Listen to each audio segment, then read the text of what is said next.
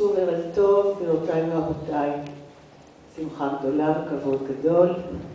Good evening, Charlotte Rampling. It's again a great honor and pleasure. 1 minute. Yes, it is. Okay. All right. When Charlotte Rampling started as a model and took part in over 27 films, or more? More. But 27 that are worth watching. I think the others probably aren't. All right. But there have been a few more. She was described as a fearless artist who forged her own path in the most unconventional way. Charlotte Rampling is one of the most recognizable international stars of the last decade, looking back at an outstanding career of 30 years and a wonderful renaissance. Dear Charlotte, you have worked with very famous directors like Woody Allen, Luchino Visconti, Laurent Cantet, François Ozon, of course, and look at Nagisha Oshima and so on and so forth. One of your first roles, if not the first one, was Liliana Cavalli's night porter, of course. You are only 24 years old, am I right? Agreeing to take on the role of a scared concentration camp survivor who resumes an affair with the camp's former commander. Was it frightening to take this part? Could you share with us your work with Liliana Cavalli? Actually, was she the only women film director that you worked with? Not speaking about Angelina Macaroni, who directed your last film. I did work on one other film with another woman. Can you hear? Not quite. Is it not working too well?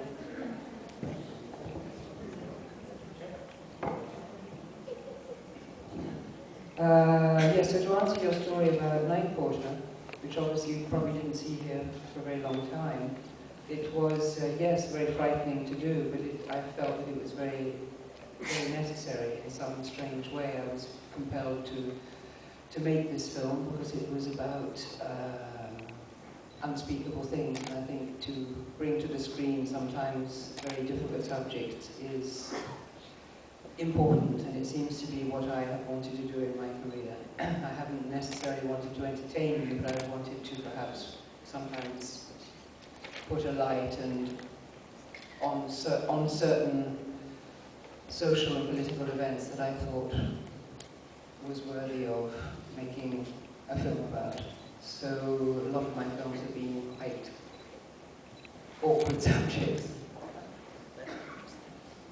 Maybe interesting, I don't know, but they've certainly been about a reality that I wanted to share. How was your work with you? מיקרופון. שומעים אותי? כן. Yours is working now. לא, הוא לא פה. Okay, tell us about the work with Liliana Cavalli. It's difficult to describe what the work is like with a director because it's something very intimate, very organic, and very sensitive, because it's like a relationship that you have with somebody for a very short space of time, where in a sense the actor is slightly rather like the subject in Night Porter. You actually do become the object of the director in a sense, because that's what you do. You put yourself into the hands of somebody who is going to make of you their imagined object, and you become the incarnation of that imagined object. So it doesn't mean to say that you are a puppet, but it means that you must collaborate it's a form of very intimate collaboration, directing. And Liliana Cavani was a very difficult woman because she had a very difficult subject, but she also was a very tortured woman herself. I wasn't particularly stable at that time either. I think we were all quite, you know, interesting and neurotic, but I think probably that's what makes artists perform well. It's their neurosis. How do you deal with exposure, or how do you balance? How do you do the balance between exposure, which is demanding as an actress, and overexposure? How do you keep yourself from overexposure? Exposure is about what you're doing when you're actually performing.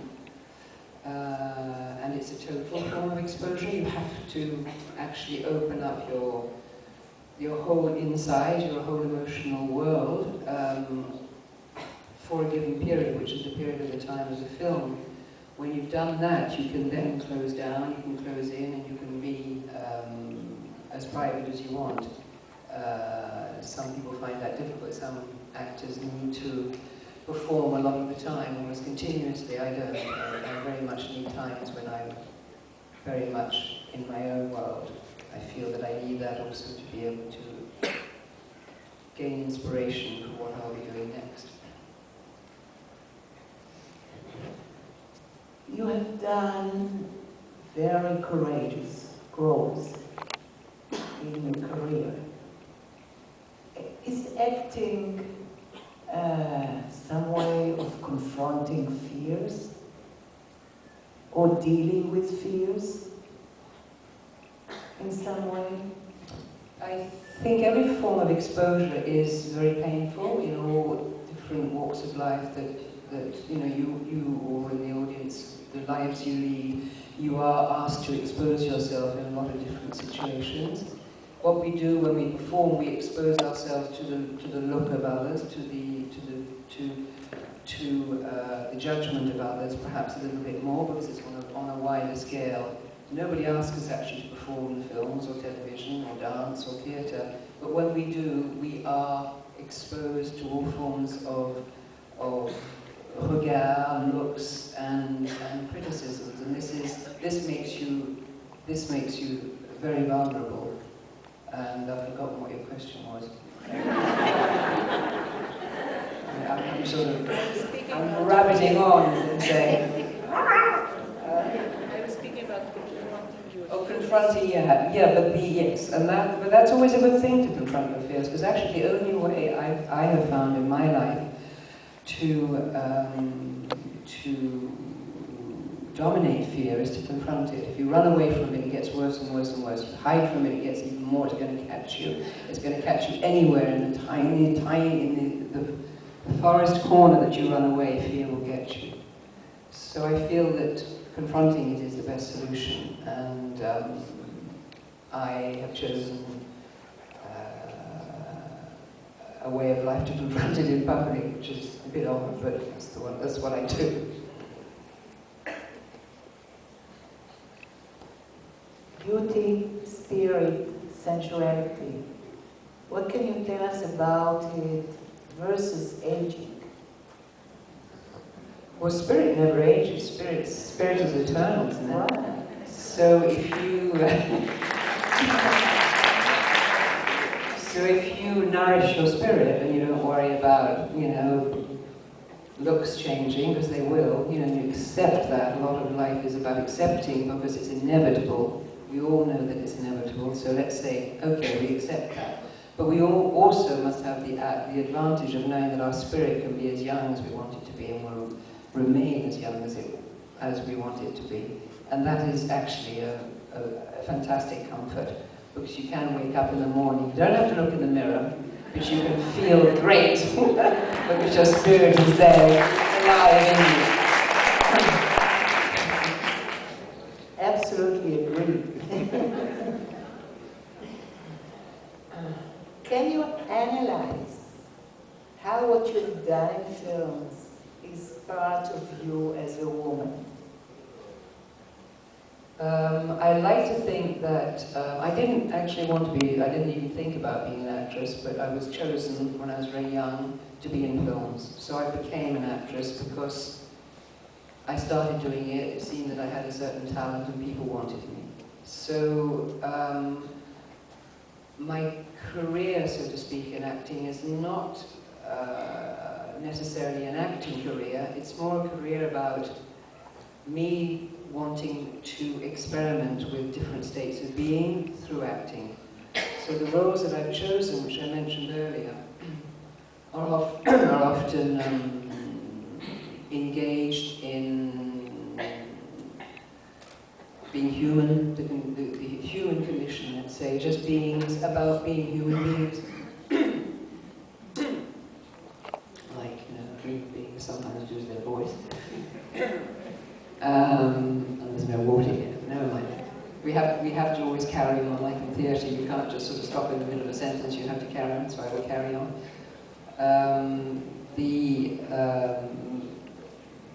I didn't actually want to act. In a rather presumptuous way, I wanted to test what it feels like to be a human being, and I thought that through playing different roles, which were obviously me anyway, they're just an extension of me, because we have a lot of people that are living inside each one of us, and in films and in theatre you can just polarize one and bring it out. I just wanted to experiment in as deep a way I could what it feels like to be human. And we are very lucky because of it. Almost the last question. Your last film, or one of your last films, actually the last film that was shown publicly, is I, Anna. It was screened in the Berlin Film Festival. And the director of the film is actually your son. How was it to work with your son as your director? I think it was the most soulful experience I've had. The relationships, I think I said about having with directors is something very intimate, it's a journey you go on in a short space of time with incredible collaboration with your director. Well, with Barnaby, my son, I had quite a lot of information on him beforehand, but he was my director, so it was like putting on another cap, which we do all the time in our business. We wear many different caps. Perhaps you all do too when we go out and perform, either in business or in commerce or something. We sort of put on a different persona sometimes. Well, here, he was my director, I was his actress, and I was with him as I am with my directors, that is to say, I was completely at his disposal. I would be as collaborative as possible. I don't ever go into the form of resistance with my directors, because I feel that the creative flow is so fragile that if somebody has a vision, they need to be helped with that vision. They don't need to have somebody putting barriers against that form of fluidity, which is so fragile. And Barnaby was his first film, and he had the joy of being young, and having great inspiration, and I went with it. Well, so you'll be able to see the film in the next Haifa Film Festival, beginning of October. It's already confirmed for Haifa. So I hope you'll come, Charlotte. And the last question, which is usually asked, would you like, what do you think about taking part in an Israeli film? Boom. Is there anybody here taking on? No, but I shouldn't be. Would you like to do it? Of course, if the subject and the director pleased me, but I mean, that has to be, I can't just say yes and say that. Of course. But of course I would, I'm open to the whole world. Great. And I would love love to. I would love to make a film in Israel. So let's hope that one day some story or some inspired Israeli will come and want me. We really hope so, and thank you very much. Thank you so much for coming. Thank you.